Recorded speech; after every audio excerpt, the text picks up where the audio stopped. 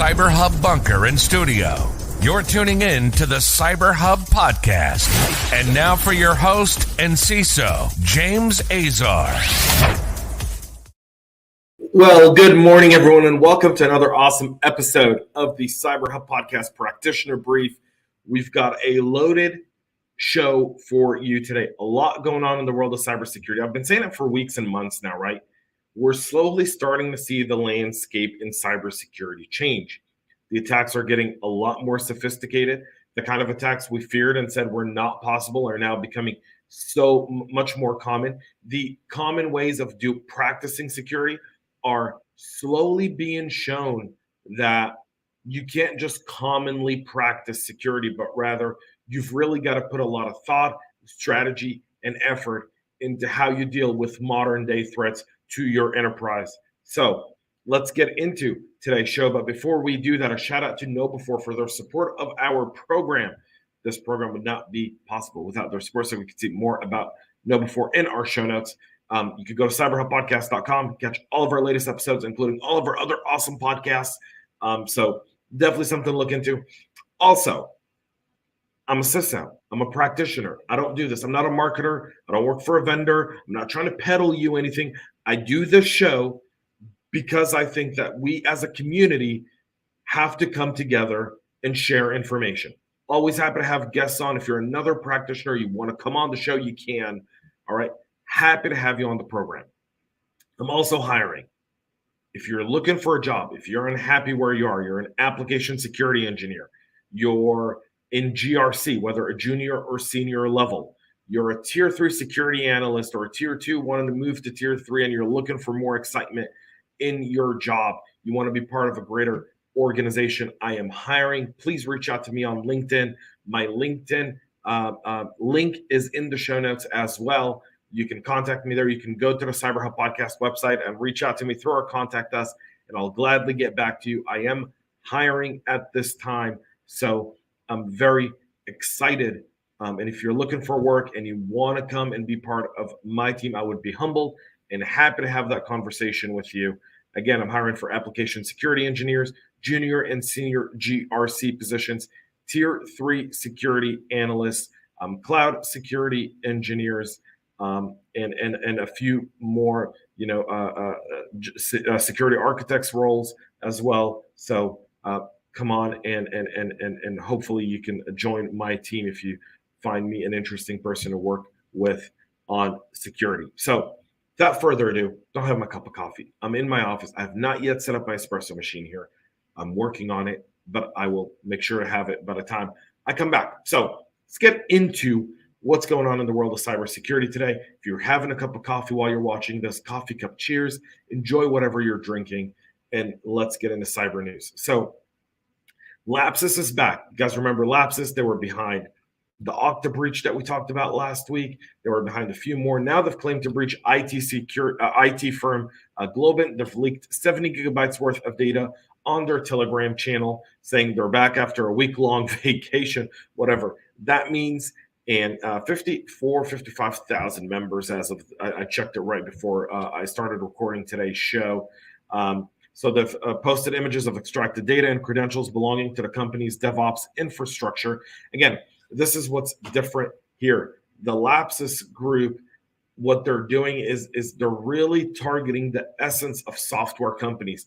They're DevOps people. That's typically not been a modus operandi we're very familiar with. We've always looked at business email compromise and ransomware attacks and targeting our low-hanging fruit. But since SolarWinds, we've really seen a shift towards our software supply chain. LAPSUS is a reminder to all of us and also an increased risk along our DevOps lines of service. They leaked source code, admin passwords associated with the Altigen suite, including Confluence and Jira, and the Crucible code review tool as well. All of that has been leaked. So the malware research firm turns out that the passwords are not only easily guessable, but they've been reused multiple times with poor security practice. So LAPSUS have emerged in 2021, in December of 2021. Again, they've been behind Impressa, NVIDIA, Samsung, Vodafone, Ubisoft, Microsoft, and Okta. And so a lot of different things going on there. This arrives after London police said it arrested and released 7 alleged operatives of the criminal cartel that aged between 16 and 21 that were under investigation last week. But if the latest leak is any indication, law enforcement's actions has not put a stop to their operation, nor to anything else they're doing. More than a little over $625 million stolen in a Defy hack of the Ronin crypto network. So about 173,600 Ethereums. That's about 600 million worth of Ethereum and 25.5 million of the US pegged stablecoin USDC, making it one of the largest decentralized finance hacks to date. The company's been tied to a popular blockchain game called Axie Infinity. In a Substack post, they said that they suffered a security breach on the 23rd of March. Sky Mavis, a blockchain gaming company, built and controls the Axie Infinity game. The hack involved the compromise of the Sky Mavis Ronin validator nodes and Axie DAO validator nodes, which allowed the threat actor to drain the funds from the Ronin bridge in just 2 transactions. The Ronin chain has 9 different validator nodes in total, and 5 are needed for any deposit or withdrawal. 4 Sky Mavis validator and 1 Axie DAO were hacked in the attack itself in order to breach the network. The attackers used hacked private keys in order to forge fake withdrawals, and I think this is where we get into the crypto conversation around, do you know what a private key is? A lot of people go into crypto, they read about it, they think it's really simple, they think it's really easy, they don't understand the value of keys.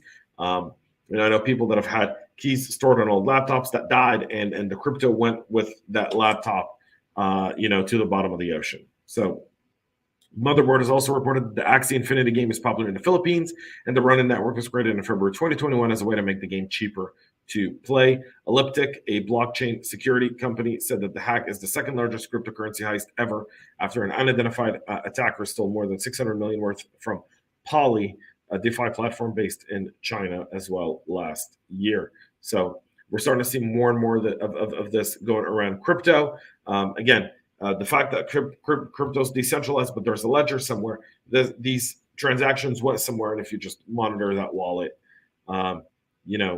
you should be able to see this. This is now the largest crypto heist in history to date. And I say that to date because we ought to really approach it for what it is to date.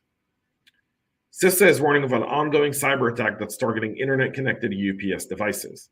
The U.S. Cybersecurity and Infrastructure Security Agency and the Department of Energy are jointly warning of attacks against internet-connected, uninterruptible power supply devices by means of default username and passwords. Again, most UPS devices, most IoT devices come equipped with a standard username and password.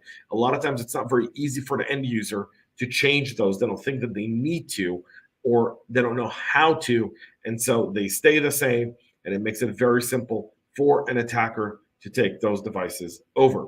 UPS devices, in addition to offering power backups to mission-critical environments, are also equipped with an IoT capability, which is enable the administrators to carry out power monitoring and routine maintenance. But as often is the case, they also open the door to a malicious backdoor. To mitigate such threats, CISA and the DOE are advising organizations to enumerate and disconnect all UPS systems from the internet, gate them behind a VPN, as well as enforce multi-factor authentication.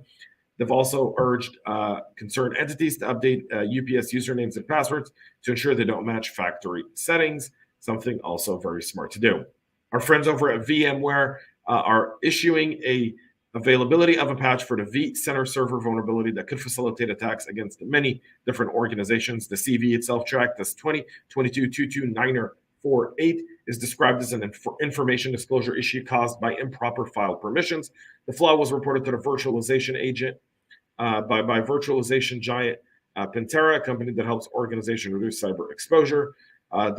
On Tuesday, the disclosing of the details of the security hole, warning that while CV 2022229948 may not seem very dangerous, it has been assigned a moderate severity rating. It can be chained with other vulnerabilities for a complete server takeover. Again, just escalating across multiple different vulnerabilities that you've got. A lot of times in patch management, and just in overall architecture and infrastructure, right?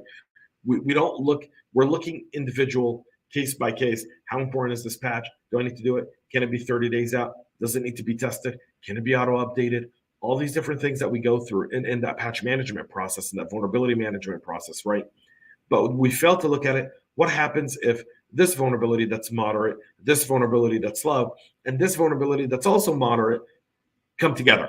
And if an attacker could do that. Now, what's the chances of that happening? Well, chances are pretty good because these threat actors or adversaries are constantly scanning, looking for things to take advantage of. So they're looking to combine and create a way where they can get more and more exposure and take over more and more flaws.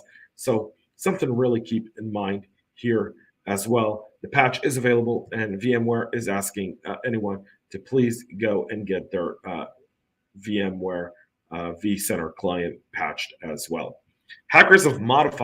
Criminals have modified an MFA tool against Indian government employees.